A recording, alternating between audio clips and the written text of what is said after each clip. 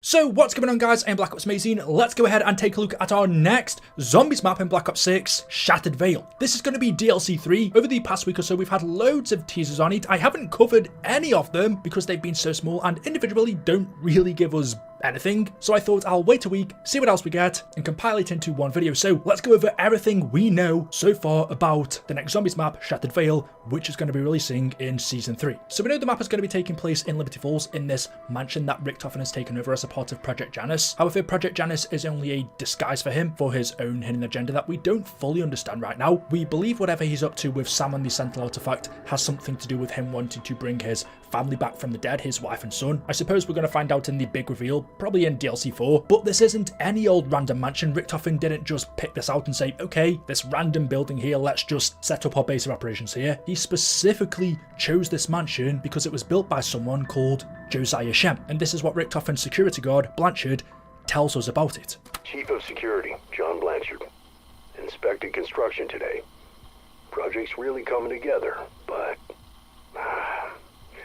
I keep thinking about how my granddad wouldn't take me to Fort Washita when I was a kid. I wanted to do their bullshit ghost tour for Halloween. Sounded like dumb fun. Sorry, Johnny, that place is bad medicine. Granddad actually used those words, and he meant it. Now I'm starting to think the same thing might be true about the mansion. I'd like to believe Josiah Shem didn't know what he was doing when he had his flock build the place. If he did, then he got what he deserved. Shem's folly. Ain't that the truth? Every owner after him, captains of industry, gangsters, you name it. All their money and power couldn't save them.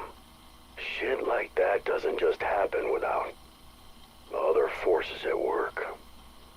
Granddad knew that. But that's where the director wants to bunk down. And I can't talk him out of it.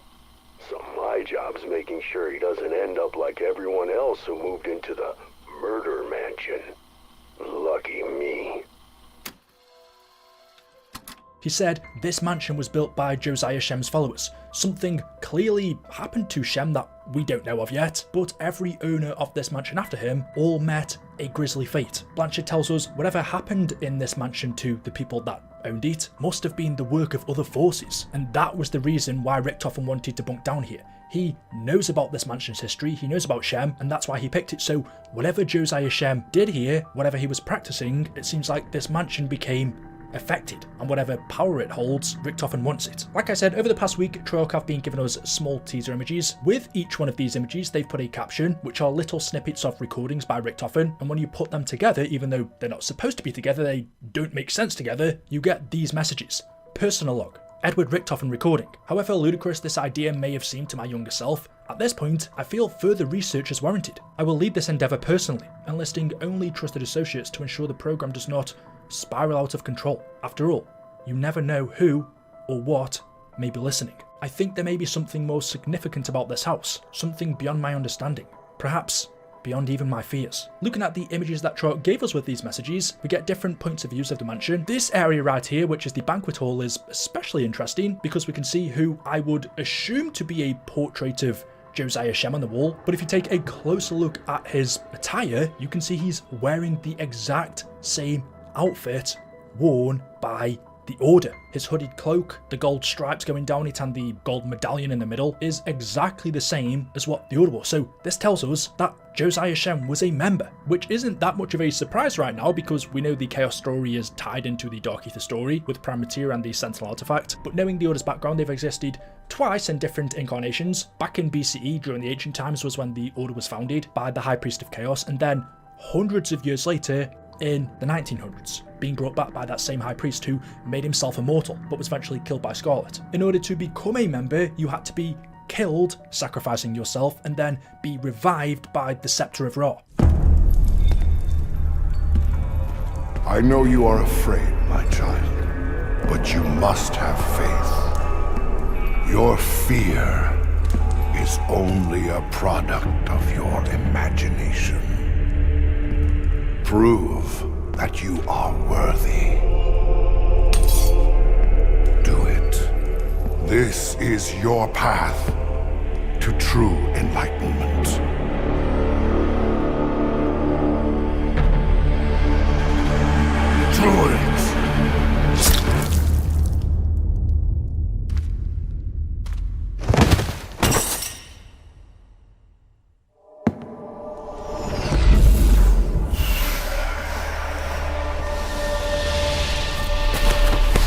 door between life and death swings both ways.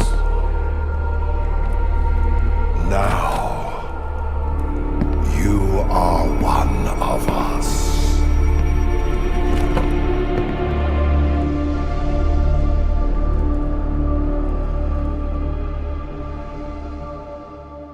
Essentially, the Order's main goal was to harness the power of prime materia, forcing mankind to evolve. That was why they wore these masks, to protect them from it. As you can see in the 9 cutscene, when they take the mask off is when prime materia affects them, so that's why they wore them. So we can assume if Shem was a member of the Order, which he clearly was, then he himself wanted to harness prime materia, which, if you don't know, is the first matter to ever exist, and anyone who harnessed it would have the ability to grant those which man desires. It allowed ancient civilizations that wielded it to create wondrous empires. The kings and priests who harnessed it had their kingdoms prosper, but when you have a bit of that power, you want more and more, and too much became dangerous. People became greedy and turned to violence. The peace that it initially created turned to war. The power of prime materia could consume you. Soon after what I've just explained, 9 individuals of men of science, philosophy and reason then came together to form a group called the 9 that entrusted themselves to protect what remained of prime materia and keep it safe from mankind, as its knowledge was too dangerous to be trusted. But still, only being human, keeping that to themselves would be selfish, and so the 9 used prime materia to create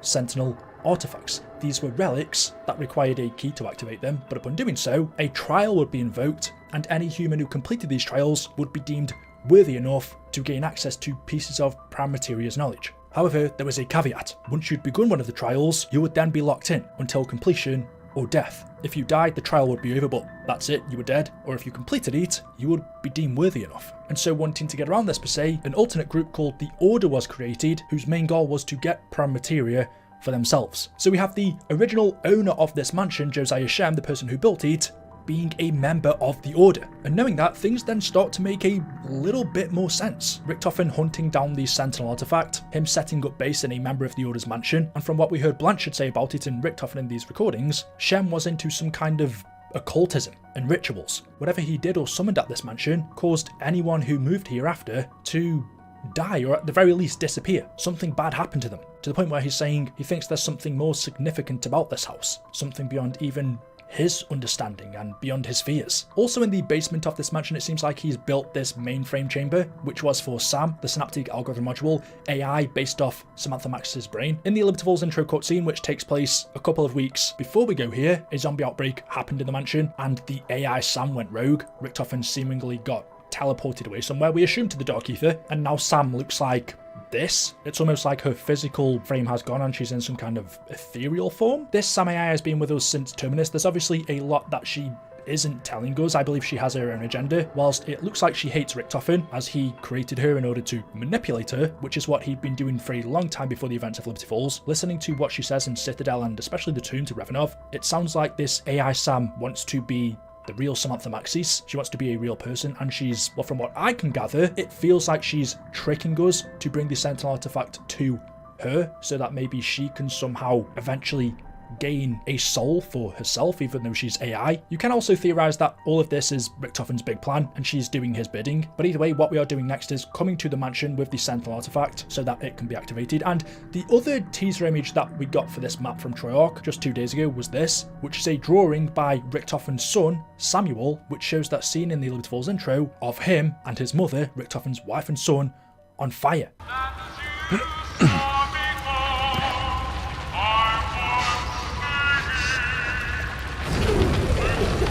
Fire! Run!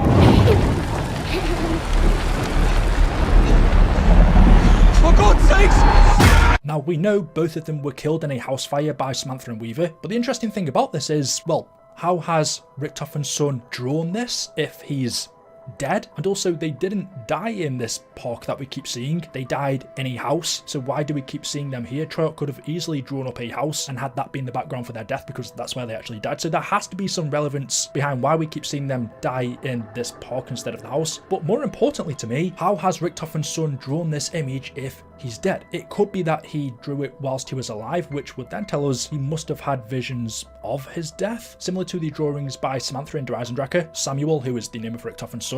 Could Richtofen's son have had some kind of vision that he was gonna die, which would be weird, right? Surely he would then tell his dad and Richtofen would do everything in his power to stop it, but it still happened. If Richtofen's got this in his possession, I can only assume Samuel must have drawn this before his death, but is there the chance that he's still alive, maybe in the Dark Ether, and he's drawn it in there? I mean, that would make sense. If Richtofen is trying to bring him back, which we still don't know, it's just a theory, then he would have to be alive in some way, shape or form, right? Even if it was just his soul, his life force. So yeah, a load of teasers for the next Zombies map, Shattered Vale. The story also seems pretty interesting compared to what we've got as late as well, so I'm excited for that. Hopefully we're going to get some trailers soon, or a blog post. But yeah, let me know what you guys think in the comment section below. As always, hopefully you've enjoyed the video. If you have, drop a like rating. Make sure you are subscribed to stay up to date with the latest content on the channel. And as always, we'll see you in the next video. Until then, goodbye.